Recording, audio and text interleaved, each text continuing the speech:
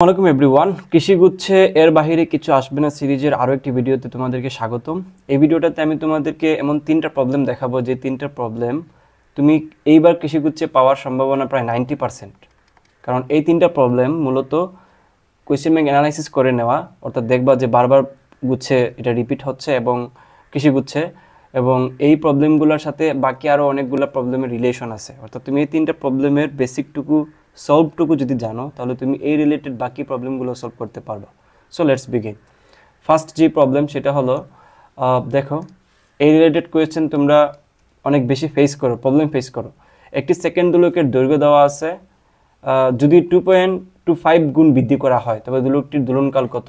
তাহলে এই টাইপের প্রবলেম যেগুলোতে বলা হয় যে সামথিং গুণ বাড়ানো হইলো, সামথিং গুণ কমানো হইলো, তাহলে দোলনকাল কি হবে, বৃদ্ধি পাবে কতটুকু, হ্রাস পাবে কতটুকু, এই প্রবলেমগুলো কীভাবে সলভ করা যায়।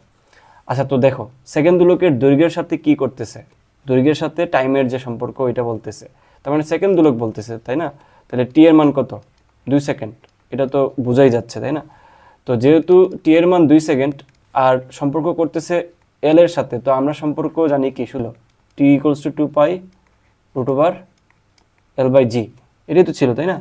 সো এখান থেকে দেখো যেহেতু টি এর সাথে শুধুমাত্র এল এর সম্পর্ক করছে, তার মানে 2π আর জি একটু কি কনস্ট্যান্ট হিসেবে ধরা যায় না। সো এখান থেকে আমরা লিখতে পারি টি ইজ প্রপোর্শনাল টু √L। ঠিক আছে, এ জায়গায় কোনো সমস্যা থাকার কথা না তোমাদের। তো যেহেতু বলতেছে সামথিং গুণ বৃদ্ধি করা হয়েছে, তার মানে ধরো প্রথমটা দৈর্ঘ্য ছিল এল, তবে এল ড্যাশ কী হবে? এল ড্যাশ হবে মূলত ওই প্রথমটার 2.25 গুণ বৃদ্ধি করা হয়েছে, তার মানে এল প্লাস 2.25 ইন্টু এল, এটাই হচ্ছে আমাদের এল ড্যাশ। এটুকু কি বুঝছো? বলতেছে বৃদ্ধি করা হয়েছে, তো শুরুতে যদি এল থাকে, বৃদ্ধি করা হয়েছে মানে কি, ওইটার সাথে বাকি যেই 2.25 গুণ ওইটা কিন্তু যোগ হবে। এটা সিম্পল একটা ব্যাপার, এটা অবশ্যই তোমাদের বুঝতে হবে। তো এখন আমাদেরকে জাস্ট তুলনা করলেই আনসার বের হয়ে যাবে, তখন তাদের টি এর মান হবে আসলে টি ড্যাশ। ঠিক আছে, তো আমরা এখান থেকে তুলনা করে যদি বাইর করি, তাহলে T dash divided by T equals to কী হবে? √L dash divided by L, সমানুপাতিক সম্পর্ক। সো এল ড্যাশ কী ছিল দেখো তো, এখান থেকে লেখা যায় অ্যাকচুয়ালি 3.25 ইন্টু এল, তাহলে 3.25 into L divided by L, তাহলে এল কাটা যায়, তাই না? তাহলে আলটিমেটলি এখানে থাকবে এটার উপরে রুট, বুঝছো? আর এইদিকে যদি টি ড্যাশ থাকে তাহলে এটার সাথে টি গুণ হবে, নিচের টিটা ওইদিকে গুণ হয়ে চলে আসবে। তো আমাদের টিটা কী ছিল? সেকেন্ড দোলক, তার মানে 2 দিয়ে গুণ করে দাও। যেহেতু √4 মানে হচ্ছে 2 আর এই মানটা হচ্ছে 4 এর থেকে কম, তার মানে ডেফিনেটলি এটার মান 2 এর থেকে কম আসবে। তাহলে 2 এর থেকে কম একটা সংখ্যার সাথে 2 গুণ করলে ডেফিনেটলি 4 এর থেকে কম আসবে। 4 এর থেকে কম একটাই আনসার আছে, সেটা হলো 3 সেকেন্ড। বুঝতে পারছো? খুবই খুবই সিম্পল। তারপর খেয়াল করো, সেকেন্ড যে প্রবলেমটা সাউথে আসছিল এবং বাউতেও আসছে, খেয়াল করো ম্যাট্রিক্সের ক্রম দেওয়া আছে 5:7 এ ম্যাট্রিক্স, আর বি ম্যাট্রিক্সের ক্রম দেওয়া আছে 7:5, তাই না?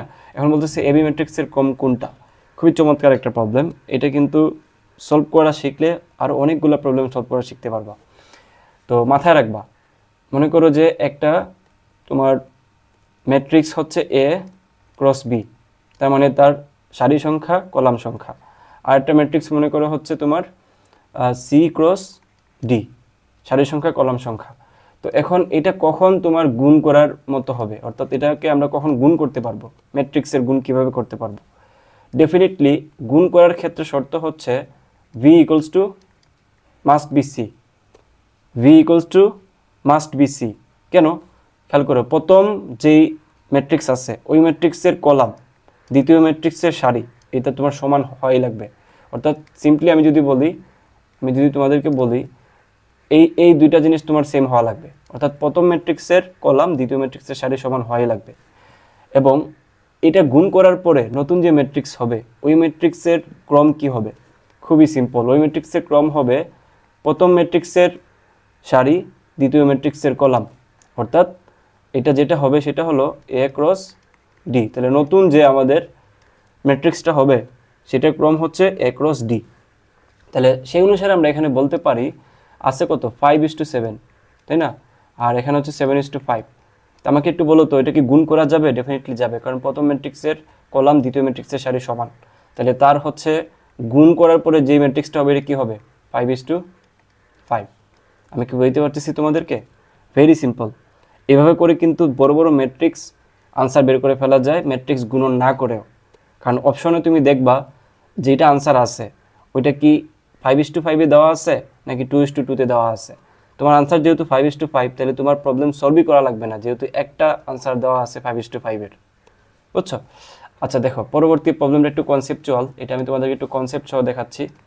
খেয়াল করো, 100 কেজি ভরের একটি লিফট 1.8 মিটার পার সেকেন্ড ত্বরণে নিচে নামতেছে। লিফটের মধ্যে দাঁড়ানো একজন ব্যক্তির ভর দেওয়া আছে, এখন বলতেছে সে কত ভর অনুভব করবে। এই ধরনের প্রবলেম সলভ করার ক্ষেত্রে তোমাকে একটু ভিজুয়ালাইজ করা উচিত। দেখো আমি তোমাদেরকে একটু দেখাই দিই, যাতে এই রিলেটেড প্রবলেম সবগুলো আসলে যাতে পারো। আচ্ছা, তো এই হচ্ছে লিফটের ভিতরে মনে করো হচ্ছে ওই ব্যক্তিটা আছে, ওই ব্যক্তিটার ভর হচ্ছে কত, 60 কেজি। সো এখন যেটা হচ্ছে, যেহেতু নিচে নামতেছে, তাহলে নিচে নামলে তার পুরো ওই ব্যক্তির ওজন নিচের দিকে কাজ করতেছে, আর লিফট হচ্ছে তাকে টানতেছে কোন দিকে, উপরের দিকে হচ্ছে এফ। তাহলে আমরা জানি কি summation of F equals to M A. তো এই ক্ষেত্রে নেট যে ফোর্সটা এটা হচ্ছে এই এফ, তাই না? তাহলে নেট ফোর্স এখানে কী হবে, যেহেতু নিচে নামতেছে তাহলে ডাব্লিউ ডেফিনেটলি এফ থেকে বড় হবে, ওজনটা বেশি না হলে তো নিচে নামবে না, তাই না? তাহলে এখান থেকে হবে W minus F equals to M A. So F equals to হবে মূলত ডাব্লিউ মাইনাস এম এ। তাহলে এখান থেকে বলা যায় M G minus M A. So M যদি কমন নিয়ে আসি হবে জি মাইনাস এ। ওকে, সো যেহেতু নিচে নামতেছে, নিচে নামলে মাইনাস হবে, উপরে উঠলে প্লাস হবে। সো সেই অনুসারে আমরা যদি এখানে ইউজ করি, তাহলে এফ ইকুয়ালস টু হবে এম ইন্টু জি মাইনাস এ। সো মানগুলো একটু বসাই তো, এম এর মান কত, 60 ইন্টু 9.8 মাইনাস 1.8, তাহলে 60 ইন্টু এখানে কত হবে 8, তাহলে আনসার হচ্ছে 480 নিউটন। বুঝতে পারছো? তো কোনো কারণে যদি বলতো উপরে উঠতেছে, তাহলে জাস্ট এখানে মানটাতে কি বসতো, প্লাস বসতো।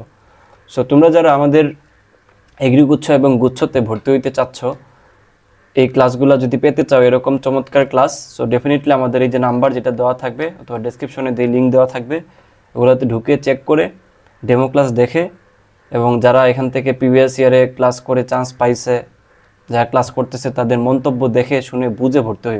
আবারও বলতেছি, আমাদের এখানে এগ্রি প্লাস এক্সাম 440 টাকা, জিএসটি প্লাস এক্সাম 440 টাকা, তিনটা যদি একসাথে নিতে চাও তাহলে মাত্র 500 টাকা অফারে পেয়ে যাবা। ঠিক আছে, এই অফারটা আগামী 7 দিন পর্যন্ত চলবে। ঠিক আছে।